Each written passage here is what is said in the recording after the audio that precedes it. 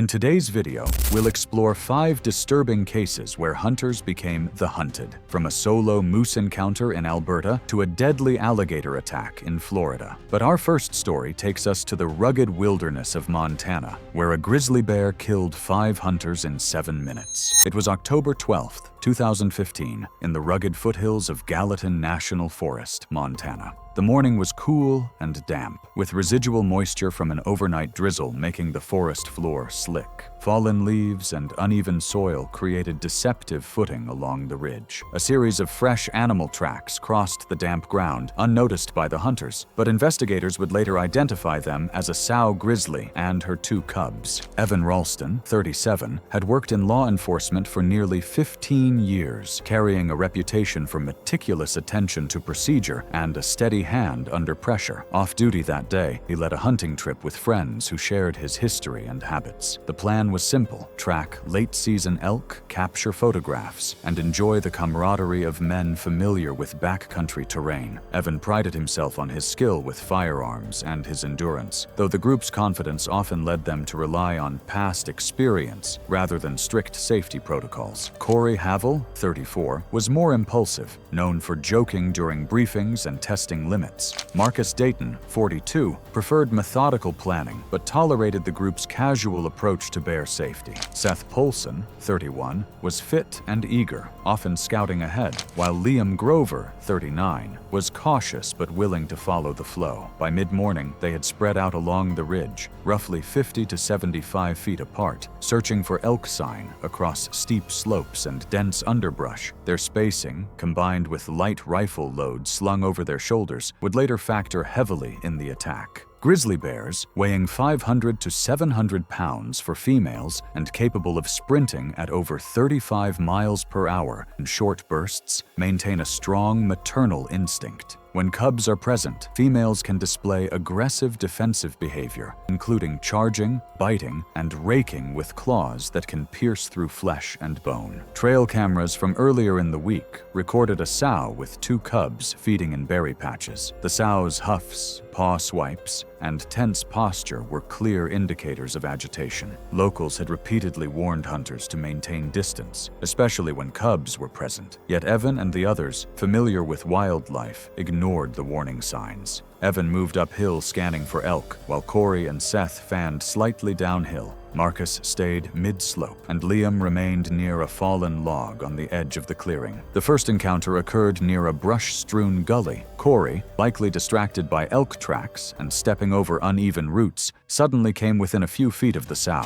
Subsequent reconstruction suggests she lunged forward in a sudden, erratic motion rather than a direct charge. Corey fired a warning shot, but the bear's approach was unpredictable. She knocked him sideways, her weight and claws driving him against a fallen tree. Camera evidence indicate multiple rapid strikes and raking motions, and Corey became incapacitated within moments. Hearing his friend's screams, Seth moved closer, but dense brush, uneven footing, and scattered logs forced him to adjust his path repeatedly, slowing his progress. The sow, reacting to sudden movement and noise, lunged from behind a patch of brambles, swiping and goring as she stumbled over roots, leaving crushing injuries across his chest and abdomen. Evan, realizing the sow's aggression, tried to ascend toward the ridge for better vantage and spacing, but loose soil and a shallow ravine caused him to slip unpredictably, putting him directly in the bear's chaotic path. Blood traces indicate the bear spun and lunged from multiple angles, striking him with lateral and downward momentum. Gunfire from Marcus hit her flank, causing a momentary stagger and abrupt change in direction, but she continued to thrash and deliver crushing bites. Evan collapsed out of sight, his injuries consistent with multiple impacts from variable angles. Marcus, exposed mid-slope, attempted to retreat and regroup, but was also taken down. Evidence from claw marks and blood pooling indicates the sow rammed him into a stand of small furs, twisting her weight, raking and goring in quick, intermittent bursts. He sustained fatal injuries across the back and shoulders, with trauma patterns showing abrupt changes in impact angle as she adjusted to his movements. Liam, who had remained near the fallen log, attempted to approach the noise, but the sow must have reacted to his shifting position.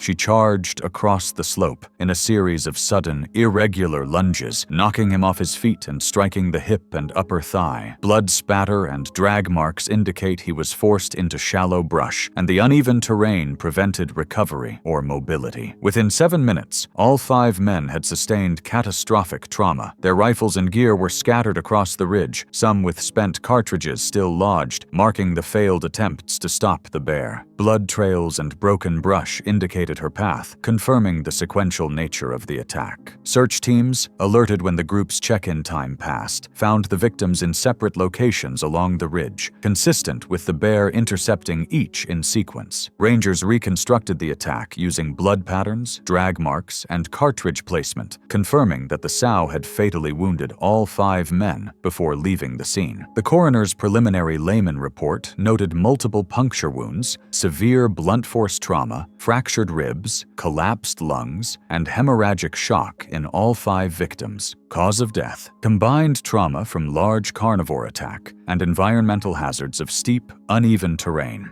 The bear was tracked the following day. Officers reported her weak and severely wounded near a creek, multiple gunshot injuries evident. Attempts at capture and medical intervention failed, and she died from trauma and blood loss. Authorities recommended stricter off-trail hunting safety, mandatory spacing protocols, and enhanced bear encounter training. Families held private memorials, and the event remained a cautionary tale. Even experienced, armed officers are vulnerable when wildlife and terrain combine against them. The Grizzly's relentless attack showed how quickly a protective mother bear can overpower even 5 trained hunters. Meanwhile, in Alberta, a hunter wandered toward a quiet, grazing area, unaware that a rutting bull moose was already ready to impale him. It was September 7th, 2016, in the dense boreal forests near the Athabasca River, Alberta. Morning mist hung low over the ground, making visibility patchy. Fresh scrape marks and churned soil lined the trail, clear signs of rutting activity from a large bull moose moving through before dawn. The air was still, the forest quiet, and nothing in the moment signaled imminent danger, but every indicator on the ground showed that a territorial bull had been active in the exact area Alaric Jensen was walking into. Alaric, 29, had grown up in Fort McMurray with a deep affinity for the backcountry. A mechanical technician by trade, he spent his weekends hunting, drawn not only by the challenge of the sport, but also by the solitude it offered. Known for his persistence and endurance, Alaric often ventured off marked trails to find undisturbed game. Though skilled with firearms and experienced in tracking, he carried minimal safety gear, confident in his ability to navigate the wilderness. He had set out that morning aiming to reach a secluded valley, rumored to hold late-season elk, intending to photograph wildlife and test his luck for a short hunt before the leaves fully fell.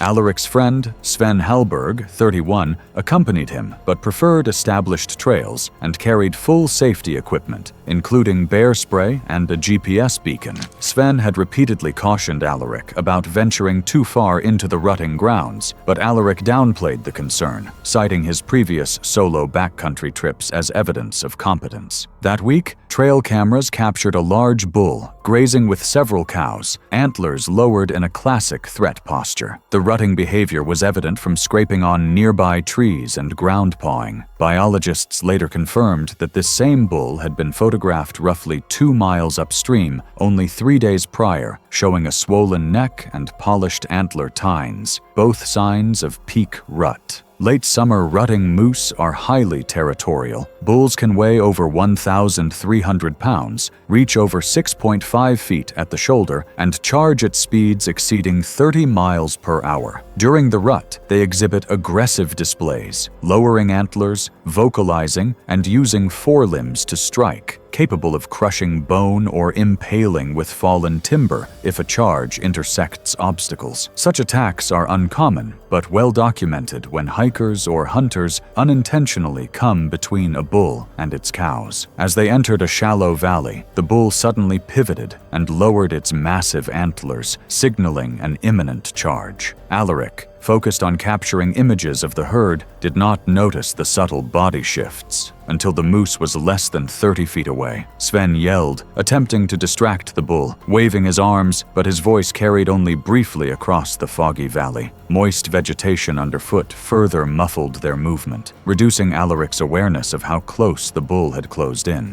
Alaric tried to sidestep, slipping on wet, moss-covered ground, his boots failing to grip. The moose collided with him, thrusting him into a fallen branch. The impact cracked ribs and punctured internal organs, instantly compromising his mobility and ability to defend himself. The bull proceeded to press its weight and hooves against Alaric. Footage from Sven's handheld camera, recovered later, shows repeated stomps across the torso and limbs, each strike forcing Alaric closer to a shallow creek bed. Mud and water churned around him, clothing torn and skin bruised and cut from antlers and hooves. One frame shows the bull briefly hooking Alaric's jacket with a tine, twisting his torso before stomping again, a movement wildlife officers later identified as consistent with displacement aggression. Each time Alaric attempted to roll or crawl, the bull redirected, pressing him down or trampling him again. The animal's breathing was audible and heavy, and its actions were consistent with protective territorial aggression documented in rutting bulls. Sven remained 30 feet away, shouting and attempting to use a branch to divert the moose, but the distance and the bull's focus made intervention impossible. Minutes passed in real time, and Alaric's movements slowed as internal trauma mounted. When the bull finally paused, it performed a brief head sway, common in bulls assessing whether a perceived threat remains active, before turning away. It then retreated into the forest, leaving Alaric immobile. Sven immediately ran to his friend, checking vital signs before calling 911 at 10:42 a.m. EMS arrived 12 minutes later, but Alaric was pronounced dead on scene, having suffered catastrophic blunt force and impalement injuries. The preliminary coroner report listed cause of death as multiple blunt force traumas and internal organ lacerations consistent with large mammal assault, with multiple rib fractures, puncture wounds, and hemorrhagic shock. Investigators noted that the absence of defensive wounds on the hands was consistent with the immediate incapacitation caused by the initial impact. Alberta wildlife authorities released warnings following the incident, emphasizing the danger of approaching moose during the rut. Seasonal signage was updated to include rut-specific hazard notices, and hunters in the region were advised to maintain distance from rutting bulls. Sven received counseling for witnessing the attack. Just as a moose's charge left a man trampled to death, in Botswana, an illegal elephant poacher stepped into open ground, the matriarch immediately preparing to crush him with the full weight of her maternal fury. It was May 23, 2017, in the dry, open savannas of northern Botswana's Chobe region. The early morning sun threw hard shadows across the acacia flats, and the air carried the dry bite of dust already warming under the heat. Herds had passed through hours earlier, leaving fresh tracks and broken branches that made the silence feel strained rather than calm. Every sound, distant wing beats, shifting grass, the scrape of an insect, stood out in the open space, the kind of stillness that meant large animals were close, even if none were visible yet. Dario Kessler, 41, came from Francistown and had spent years hunting elephants illegally across northern Botswana. He had developed a reputation among local hunters for skill and persistence, but also for recklessness, frequently ignoring protected zones and ranger patrols. On that day, he planned to secure ivory from a small herd reported near a sparsely patrolled section of Chobe National Park. He carried a high-caliber rifle and minimal emergency equipment, confident that experience alone would keep him safe. Dario's accomplices, 3 men he had worked with intermittently, were less experienced but willing to follow his lead. The group moved cautiously through scattered bush and patches of tall grass, navigating between baobabs and mopane trees, while keeping visual contact with a herd of elephants. The Chobe elephants, particularly matriarchs with calves, are large and capable of rapid, forceful charges. Adult females can weigh up to 6,000 pounds and reach heights of 10 feet at the shoulder. When threatened, they employ defensive tactics that include pushing with the head and shoulders, striking with tusks, shoving with their body mass, and trampling, using their full weight to crush perceived threats. Their thick skin can resist minor projectiles, but their sheer mass and speed make them lethal when defending young. As the group approached a clearing, trail camera footage later reviewed by park rangers and statements from the accomplices shows Dario stepping into the open ground while his accomplices remained behind scattered trees 20 to 30 feet away. The matriarch, sensing intrusion near her calves, turned and charged. The elephant struck him against a baobab tree with enough force to fracture ribs and vertebrae immediately. Rather than lifting him with her trunk, she used repeated pushes and shoves with her head and shoulders to knock him to the ground. Dario fell, groaning briefly before being pinned by the elephant's weight. Fragments of clothing tore free, and blood pooled beneath his chest. The elephant proceeded to trample Dario, pressing her forelegs and body weight against him repeatedly, forcing air from his lungs and causing audible cracking in the skeletal structure. Each time Dario attempted to roll or crawl, the elephant redirected, pressing him down or trampling him again. Witnesses with him described the animal's breathing as heavy and deliberate, consistent with defensive behavior toward intruders near calves. His accomplices attempted to intervene, shouting and brandishing rifles, but the elephant used her bulk to push Dario aside and prevent rescue. After several minutes, the elephant briefly retreated, allowing Dario's body to lie exposed, still partially covered by loose soil and blood. The accomplices hesitated, refusing at first to fire warning shots because gunfire could alert nearby rangers, but they eventually discharged several shots to drive the elephant back toward the herd. Rangers responding to the gunfire arrived within 20 minutes, confirming Dario was already deceased at the scene. The men were detained immediately. The coroner report noted multiple crushing injuries to the chest and abdomen, several fractured ribs, vertebral fractures, lacerated internal organs, and massive hemorrhage consistent with blunt force trauma from an adult elephant. The report emphasized the force necessary to produce these injuries and the rapidity with which death occurred from combined skeletal and internal trauma. Chobe Park authorities increased aerial and ground monitoring, installing temporary ranger posts near sensitive herding areas. The accomplices were prosecuted for illegal hunting, and local wildlife organizations used the case to reiterate the dangers of illegal poaching and the lethal potential of encountering wildlife in natural defense. Yet even as the elephant's crushing stomp became a poacher's ultimate penalty, in Poland, a father and son hunting team would wade into the reeds to retrieve their kill, unaware that a massive boar hidden in the tall grass was already preparing to charge. It was October 14th, 2018, in the wetlands near Białystok, Poland. Water lapped quietly against exposed roots and tufts of grass, while the occasional rustle of unseen animals hinted at life moving just out of sight. The saturated ground was slippery, and muddy channels cut through the reeds, making footing unpredictable. Tobiasz Nowak, 46, was an experienced hunter with decades of fieldwork in marshlands and dense forest. He had a reputation locally for patience and precision, often taking young hunters under his wing, including his teenage son, Alexei. Tobiasz's motivations were rooted in family sustenance and skill transmission rather than sport. Hunting marsh boars provided food and maintained traditions. On this day, he carried a single 7.62 2mm hunting rifle, a small hunting knife, and no emergency gear beyond a small first aid pouch, focused on retrieving a recently downed boar from the previous day. He had trained Alexei to observe from safe distances and to learn stealthy navigation through reeds and mud. Tobiasz believed in balancing teaching with practical risk, positioning his son on a raised platform approximately 20 feet from the retrieval site. The platform was elevated and structurally inaccessible to a boar. His decision to move alone through the wetter, slippery sections of the marsh was consistent with prior practice, though it inherently increased his vulnerability to territorial or startled responses from mature males still in the area. Wild boars in Polish wetlands, particularly mature males, can weigh between 300 and 440 pounds, with tusks capable of puncturing human flesh and organs.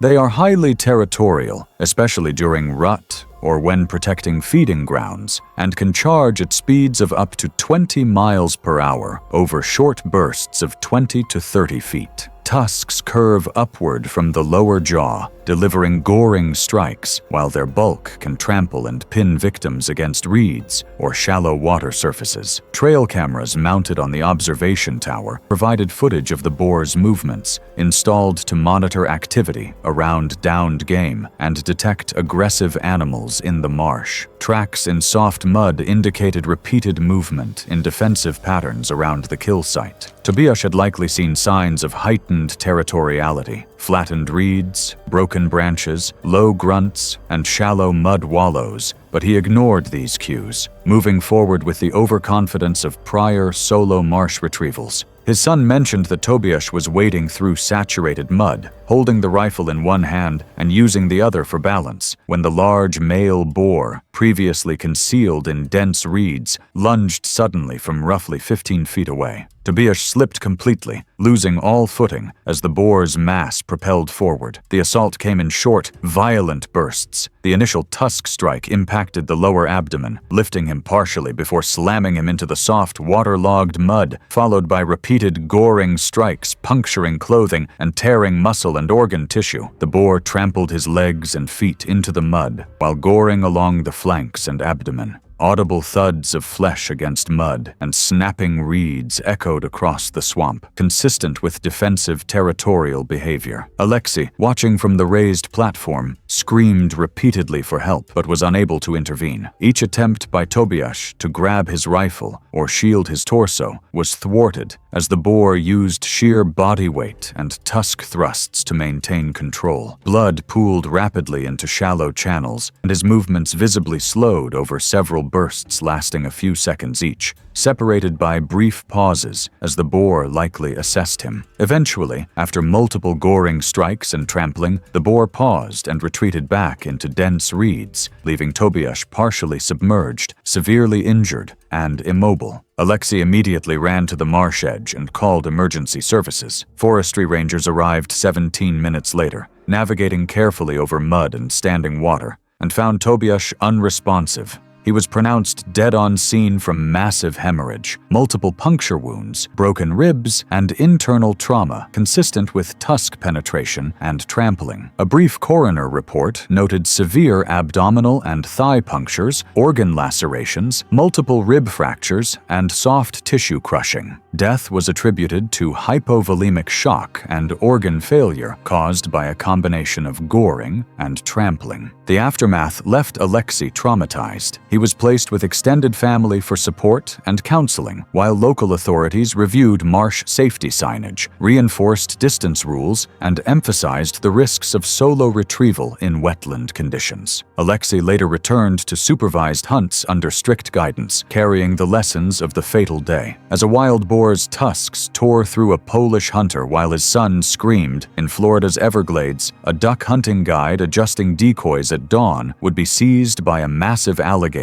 and dragged into a death roll. It was November 21, 2015, in a shallow canal near Everglades City, Florida. Fog clung to the water's surface, masking submerged vegetation and hiding subtle ripples that betrayed movement beneath. Sawgrass lined the banks, and exposed roots and mud made footing uncertain. Every sound echoed unnervingly across the still canal, hinting that anything could be moving just out of sight. Calvin Moreau, 38, was a part-time hunter and local guide with years of experience in the Everglades. He was well known among hunters for his expertise in duck patterns, adept at placing decoys and navigating semi-submerged blinds in shallow canals. He had a practical reputation, methodical but efficient, often prioritizing speed and convenience over formal safety measures. Calvin supported himself with guiding services during hunting season and supplemented his income with occasional outdoor labor. He was motivated to be in the swamp that morning to check decoys, retrieve a previously downed duck, and position his blind for optimal shooting in the early hours. While confident in his skills, he occasionally underestimated the presence of large, aggressive alligators in familiar hunting areas. He had hunted in the canal section for years, often alone, relying on routine and experience rather than constant vigilance. Waders soaked from early dew. He carried a small bag with essentials, a few decoy ducks, and a collapsible stick to measure water depth. Calvin's decisions were understandable. He knew the area, he trusted his routines, and he had assessed the water depth hundreds of times before. Adult male alligators in this region can reach 12 to 13 feet in length and weigh over 800 pounds, capable of delivering a bite force exceeding 2,000 pounds per square inch. They often remain submerged near the edge of channels, using ambush tactics to seize prey that enters the water. In shallow canals, a sudden drop-off or slight slope allows an alligator to launch with explosive force, propelling its body upward to strike prey at the surface. Alligators perform death rolls to subdue and drown their victims, exploiting leverage and momentum. Even experienced hunters navigating the canals are at risk if footing is unstable or if they fail to notice subtle disturbances on the water's surface. Local guides had reported a 12-foot male alligator repeatedly in this section over the past week. Water disturbances, sudden splashes near the blind, and occasional missing decoys indicated territorial behavior. The canal had no posted warning signs, and Calvin, trusting his experience, did not voice concern or attempt additional safety measures. Prior encounters with alligators in the area had ended without injury, reinforcing a false sense of security. A small action camera mounted inside the blind was recording Calvin adjusting straps and arranging decoys intended for later review of his setup to capture scenic waterfowl footage. He stepped forward to reposition one decoy, testing the water depth with his stick. At that moment, a large alligator erupted from beneath the surface less than 10 feet away, breaking the water with a sudden spray and snapping onto his lower right leg instantly. The jaws clamped, tearing muscle and tendons. Water erupted around him as the alligator performed a rapid death roll, dragging him partially under. The submerged vegetation and muddy bottom limited Calvin's leverage and muffled the sounds, which explains why nearby hunters didn't hear the struggle. Calvin swung a decoy and kicked, attempting to pry the jaws free, but the alligator's body shifted beneath him, using rotational force to disorient and pin him. Sawgrass, floating debris, and ripples on the surface marked the evidence of the struggle, reconstructed from later inspection. For roughly 30 to 60 seconds, the water churned violently as Calvin was repeatedly submerged, more accurately reflecting the time a 12-foot alligator could hold and roll a human. When Calvin briefly surfaced, the alligator yanked again, twisting his torso and forcing him under once more. Displaced wader fabric and shredded clothing, in addition to decoys and floating mud, marked the surface struggle. Approximately 3 minutes later, fellow hunters arrived to set up decoy lines nearby. Calvin had not responded to the prearranged signal call, a routine check every 5 minutes. They found his footprints abruptly ending at the blind's edge, waders partially submerged, and decoys adrift. Recognizing a likely attack, they immediately attempted to retrieve him from the water, using ropes and poles, before calling 911. Airboat and EMS units arrived 15 minutes later. Rescue teams cautiously probed the blind and adjacent canal areas, aware of potential additional alligators. Calvin's body was finally recovered, entangled in underwater vegetation roughly 20 feet from the blind, showing evidence of both the attack and attempted removal efforts. The coroner's report noted severe tearing of the lower leg muscles and tendons, lacerations consistent with bite marks, and evidence of drowning caused by submersion while incapacitated. Death was attributed to combined trauma and drowning. The canal was temporarily closed to hunters, and warning signs were posted highlighting aggressive alligator activity. Wildlife officers noted that while removal efforts were conducted, it was unclear whether the particular alligator involved had been captured, though monitoring increased in the area. Calvin's family held a private ceremony. Fellow hunters who frequently navigated the area incorporated greater caution, checking for submerged hazards and maintaining visual contact with each other. Thanks for watching. If you liked these stories, click here.